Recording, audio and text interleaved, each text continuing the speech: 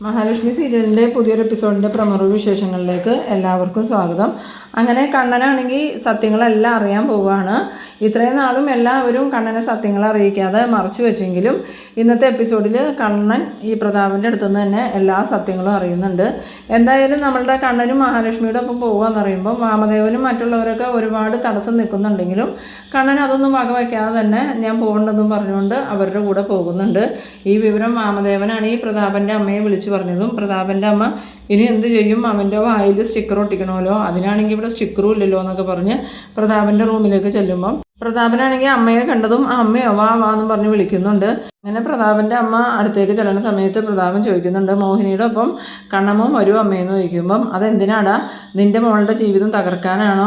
അതല്ല അമ്മേ, അവളുടെ ജീവിതം തകർക്കാനൊന്നുമല്ല. എന്തായാലും എനിക്ക് കണ്ണനോട് സത്യങ്ങളൊക്കെ പറയണം, ഇല്ലെങ്കിൽ അവൻ എന്നോട് വന്ന് ചോദിക്കുമ്പം ഞാനതിന് മറുപടി പറയണേ എന്താണെന്ന് ചോദിക്കുമ്പം നീ ആര് വന്ന് ചോദിക്കണ കാര്യമാണ് പറയണതെന്ന് ചോദിക്കണ നേരത്ത് വിശ്വനാഥൻ വരും, കറക്റ്റ് 10 മണിക്ക് അവൻ വരുമെന്നാണ് പറഞ്ഞതെന്ന് പറയുമ്പം ഈ പ്രതാപൻ്റെ അമ്മ ചോദിക്കുന്നുണ്ട്, അതിന് സമയം പറയാൻ എന്താണ് ആ പ്രേതം വാച്ചും കെട്ടിയാണോ നടക്കണതെന്ന് ചോദിക്കുമ്പോൾ പിന്നെ മരിക്കുന്ന സമയത്ത് വാച്ച് കയ്യിലുണ്ടെങ്കിൽ പിന്നെ സമയം നോക്കണേന് എന്താ കുഴപ്പം, എന്തായാലും അവൻ വരുമ്പോൾ എനിക്ക് പറയണം കണ്ണനോട് പറഞ്ഞു എന്ന്. മഹാലക്ഷ്മി പറഞ്ഞു എന്നും പറഞ്ഞല്ലേ ഞാനിരുന്നത്, ഇപ്പോൾ ഈ അടുത്ത സമയത്താണ് അവൾ പറഞ്ഞില്ല എന്ന് ഞാൻ അറിഞ്ഞത്. എന്തായാലും എനിക്ക് കണ്ണനോട് സത്യങ്ങൾ പറഞ്ഞേ പറ്റൂ എന്ന് പറയുമ്പം പ്രതാപൻ്റെ അമ്മ പറയുന്നുണ്ട്, നീ ഈ കളി കളിച്ചിട്ടുണ്ടെങ്കിൽ എൻ്റെ കരുണമോളുടെ ജീവിതം പോകൂടാ, എന്തായാലും നിൻ്റെ കുഞ്ഞിനെക്കുറിച്ച് നീ ചിന്തിക്കണില്ലേ എന്ന് ചോദിക്കുമ്പോൾ കരുണയുടെ ജീവിതം പോയാലും കുഴപ്പമില്ല, എനിക്ക് സത്യങ്ങൾ പറയണമെന്ന്.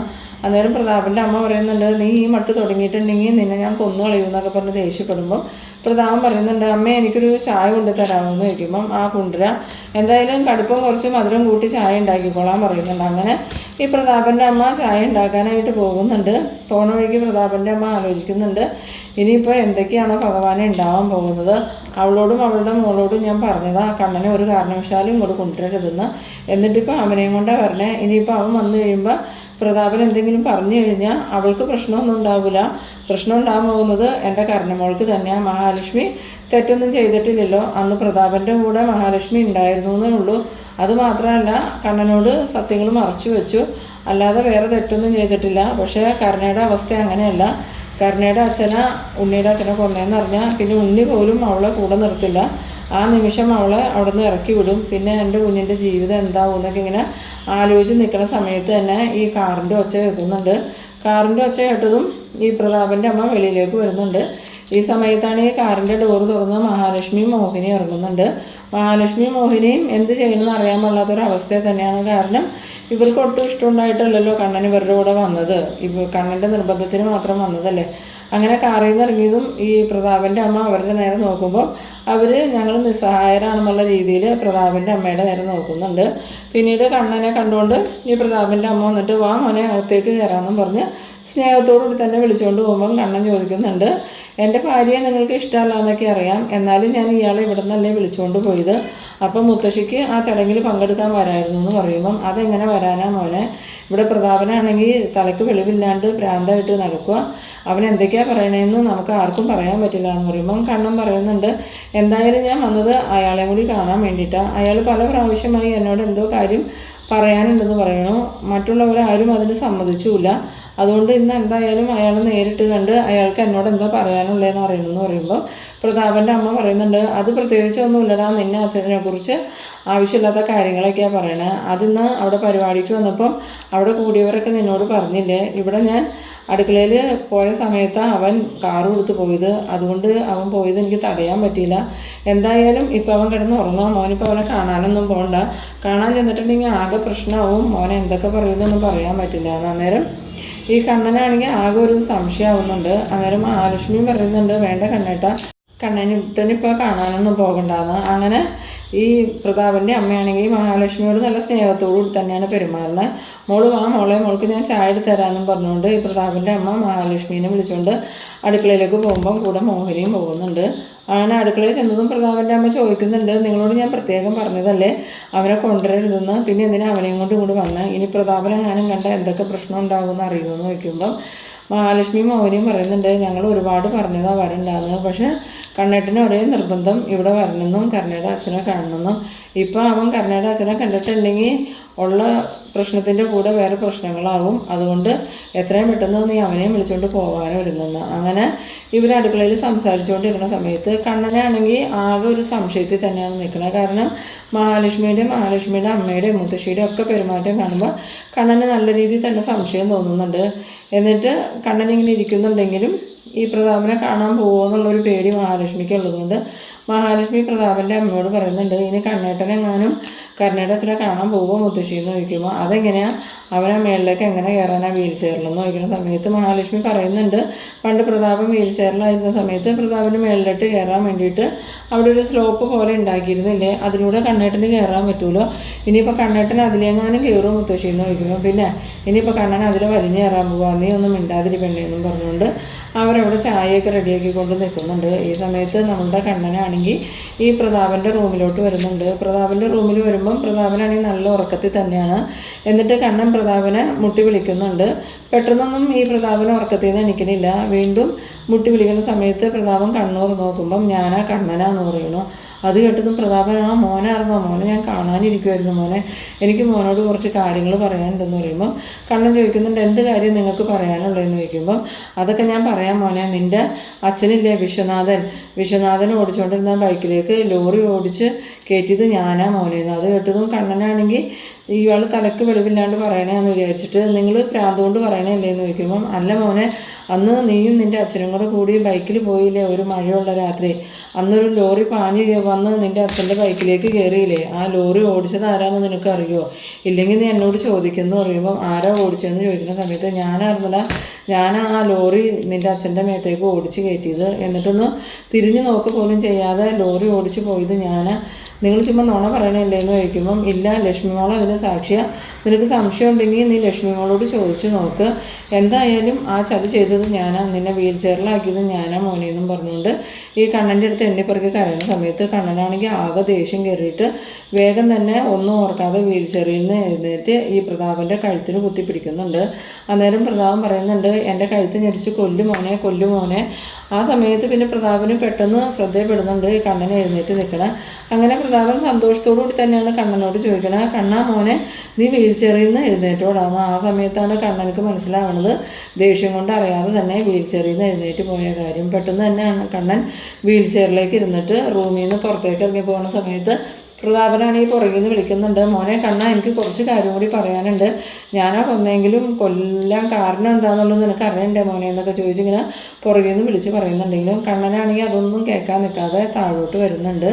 ഈ സമയത്ത് നമ്മളുടെ മഹാലക്ഷ്മിയോ മോഹിനിയോ പ്രതാപൻ്റെ അമ്മയൊന്നും അറിഞ്ഞിട്ടില്ല ഈ കണ്ണൻ ഈ പ്രതാപനെ കണ്ട കാര്യങ്ങളൊന്നും.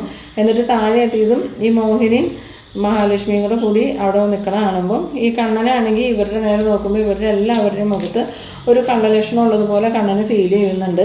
എന്നിട്ട് പ്രതാപൻ്റെ അമ്മ പറയുന്നുണ്ട്, എന്തായാലും നീ എത്രയും പെട്ടെന്ന് കണ്ണനെ വിളിച്ചുകൊണ്ട് മോളെ, ഇവിടെ നിന്നാൽ പ്രശ്നമാവും, ഇപ്പം ആ പ്രതാപൻ ഉറങ്ങണത് കൊണ്ട് പ്രശ്നമില്ല, അവനെ എഴുന്നേറ്റ് കഴിഞ്ഞാൽ എന്തൊക്കെ ചെയ്യുമെന്ന് പറയാൻ പറ്റില്ല, ഇവിടെ എല്ലാവരെയും അവൻ ഉപദ്രവിക്കാനൊക്കെ ശ്രമിക്കുന്നുണ്ട്, അതുകൊണ്ട് കണ്ണൻ മോനെ നീ പെട്ടെന്ന് തന്നെ മഹാലക്ഷ്മിയെ വിളിച്ചുകൊണ്ട് പോയിക്കുമെന്ന്. ആ സമയത്ത് ഈ കണ്ണനാണെങ്കിൽ ഒന്നും മിണ്ടാണ്ടിരിക്കുമ്പോൾ പ്രതാപൻ്റെ അമ്മ മഹാലക്ഷ്മിയുടെയും മോഹിനിയുടെ നേരെ കണ്ണുകൊണ്ടും കൈകൊണ്ടൊക്കെ ഇങ്ങനെ ഓരോന്ന് കാണിക്കുന്നുണ്ട്.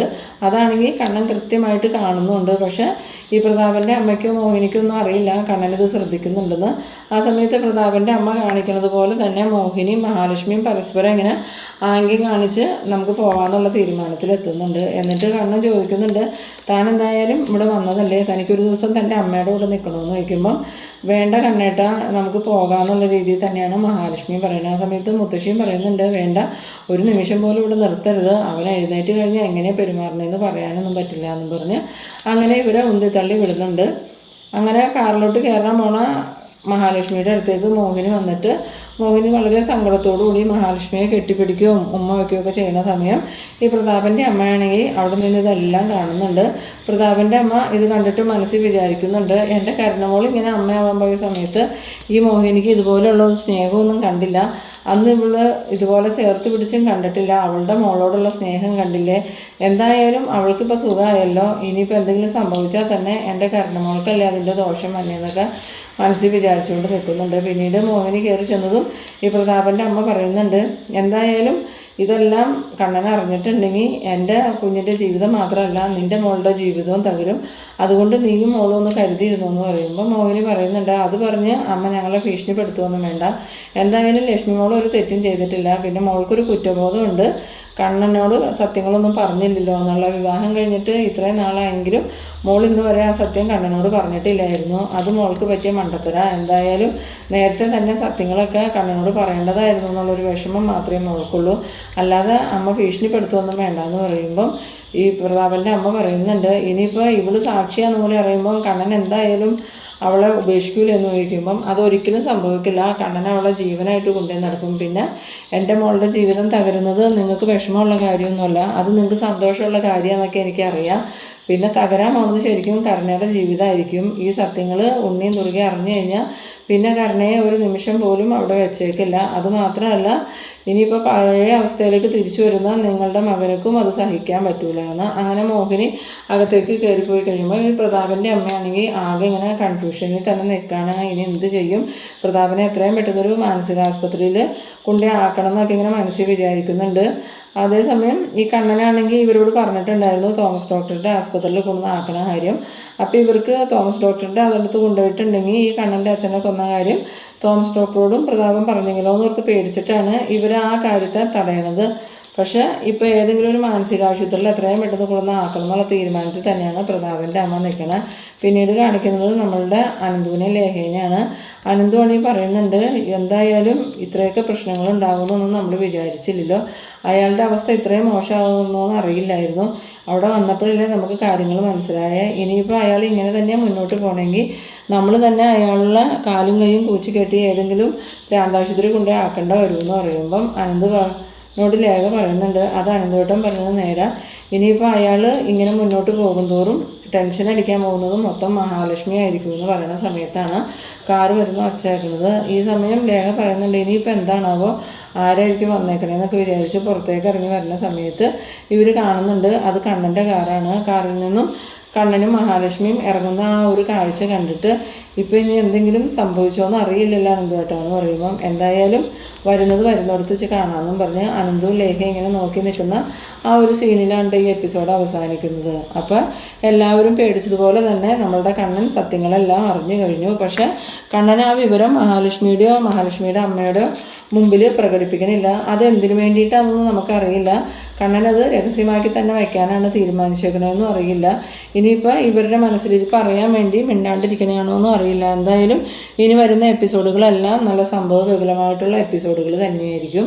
അപ്പോൾ നിങ്ങളെൻ്റെ വീഡിയോ ആദ്യമായി കാണുന്നവരാണെങ്കിൽ ചാനലൊന്ന് സബ്സ്ക്രൈബ് ചെയ്യാനും ഇഷ്ടമായാൽ ലൈക്ക് ചെയ്യാനും ഷെയർ ചെയ്യാനും മറക്കരുത്. അപ്പോൾ ഇതുപോലെ ഇൻട്രസ്റ്റിംഗ് ആയിട്ടുള്ള അടുത്തൊരു എപ്പിസോഡുമായി നമുക്ക് വീണ്ടും കാണാം. അതുവരേക്കും ബൈ ബൈ.